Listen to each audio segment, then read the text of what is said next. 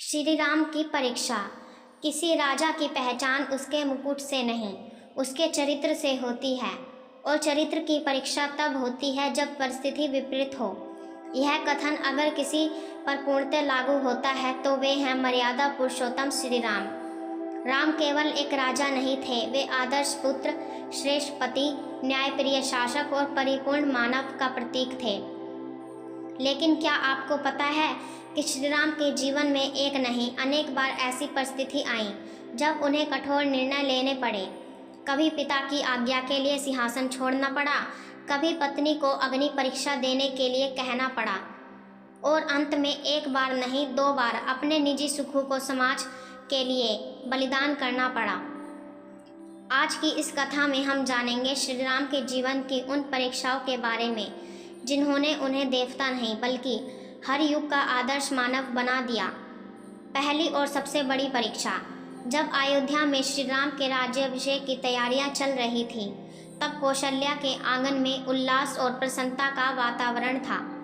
लेकिन दूसरी ओर मंथरा नाम की दासी ने कैकेयी के कानों में विष घोल दिया। राज्य भरत को मिलना चाहिए, राम को नहीं। कैकेयी ने राजा दशरथ से अपने 2 वरदान मांग लिए। पहला, भरत को राजा बनाया जाए, दूसरा, राम को 14 वर्षों का वनवास दिया जाए। यह सुनकर राजा दशरथ टूट गए। उन्होंने श्री राम को समझाना चाहा, लेकिन राम मुस्कुरा कर बोले, पिताश्री, आपने वचन दिया है, वह मेरा भी वचन है, मैं वन जाऊंगा। राम जानते थे कि यह निर्णय केवल उनके लिए नहीं बल्कि पूरे अयोध्या के लिए पीड़ादायक होगा। सीता और लक्ष्मण भी उनके साथ चल पड़े। यह पहला अवसर था जब एक राजकुमार ने राज्य त्याग कर वनवास स्वीकारा, और वो भी बिना किसी विरोध के। ये थी श्री राम की पहली परीक्षा, जब सिंहासन उनके चरणों में था, लेकिन उन्होंने पिता के वचनों को सर्वोपरि रखा। धर्म और प्रेम की परीक्षा। वनवास के 13वें वर्ष में रावण ने छल से माता सीता का हरण कर लिया। जब राम लौटे तो उन्होंने सीता को ना पाकर रो पड़े।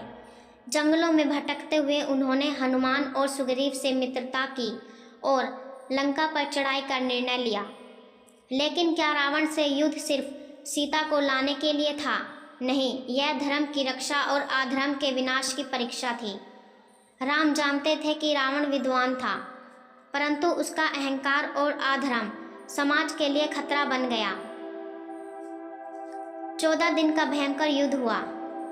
लक्ष्मण मूर्छित हुए, वानर सेना घायल हुई, लेकिन श्री राम कभी विचलित नहीं हुए।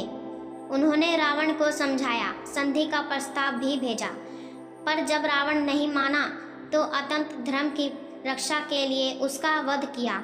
यह दूसरी परीक्षा थी जब श्री राम को केवल पति नहीं, एक धर्म ध्वजधारी योद्धा बनकर खड़ा होना पड़ा।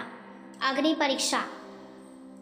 लंका विजय के बाद राम ने माता सीता से कहा, सीते, मैं जानता हूँ तुम पवित्र हो, लेकिन समाज प्रश्न उठाएगा, इसीलिए तुम्हें अग्नि परीक्षा देनी होगी। यह वाक्य सुनकर सीता स्तब्ध रह गई। उन्होंने कहा, क्या मेरे पवित्र प्रेम पर संदेह है? राम बोले, नहीं देवी, मुझे नहीं, लेकिन समाज को उत्तर देना होगा। और फिर अग्नि के समक्ष सीता ने प्रवेश किया। अग्नि देवता स्वयं प्रकट हुए और कहा, सीता पूर्णतः पवित्र हैं। यह श्री राम की तीसरी परीक्षा थी, जब वे पति के रूप में टूट गए, लेकिन राजा के रूप में उन्होंने समाज के सामने आए न्याय और प्रमाण प्रस्तुत किया। राजधर्म की परीक्षा। श्री राम अयोध्या लौटे, राज तिलक हुआ, प्रजा आनंदित थी, लेकिन कुछ ही महीनों बाद एक धोबी की बात सामने आई। मैं सीता की तरह नहीं हूँ जो पराये घर में रही। राम ने सुना और भीतर से टूट गए। उन्होंने निर्णय लिया, मैं सीता को त्याग करूँगा। उन्होंने लक्ष्मण से कहा, सीता को वाल्मीकि आश्रम में छोड़ आओ। यह निर्णय राम के लिए आसान नहीं था। वे जानते थे कि सीता निर्दोष हैं, लेकिन उन्होंने राजधर्म को व्यक्तिगत भावना से ऊपर रखा। यह चौथी और सबसे कठोर परीक्षा थी, जब राम ने एक राजा होने का कर्तव्य निभाया और एक पति होने का सुख त्याग दिया। सीता आश्रम में लवकुश को जन्म देती हैं। राम को बाद में ज्ञात होता है कि वही पुत्र उनके हैं।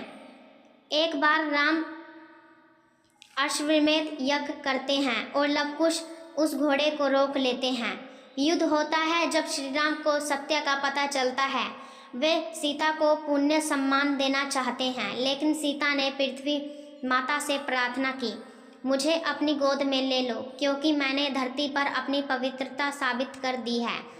पृथ्वी फटी और सीता उसमें समा गई। राम मौन रहे। उन्होंने निर्णय लिया, अब जीवन में कुछ नहीं बचा। वर्षों बाद उन्होंने सरयू में जल समाधि ले ली। यह थी श्री राम की अंतिम परीक्षा, जब उन्होंने अपने पुत्र को पाया लेकिन पत्नी को सदा के लिए खो दिया। राम केवल एक योद्धा नहीं थे, वे जीवन के हर संघर्ष में मर्यादा की रेखा को पार नहीं करने वाले थे। जब पिता की आज्ञा मिली, उन्होंने ताज छोड़ दिया। जब पत्नी को पाना था, उन्होंने धर्म युद्ध लड़ा। जब समाज ने प्रश्न उठाए, उन्होंने व्यक्तिगत सुखों को त्याग दिया। जब पत्नी को खोया, तब भी उन्होंने अपने कर्तव्यों को निभाया। राम की परीक्षा केवल युद्ध भूमि में नहीं हुई, बल्कि हर मोड़ पर रिश्तों, प्रेम, धर्म और समाज के बीच उन्होंने कठिन निर्णय लिए। इसीलिए उन्हें भगवान कहा गया। लेकिन उनके सारे निर्णय मानव की तरह थे, ताकि हम उन्हें समझ सकें, उनसे प्रेरणा ले सकें।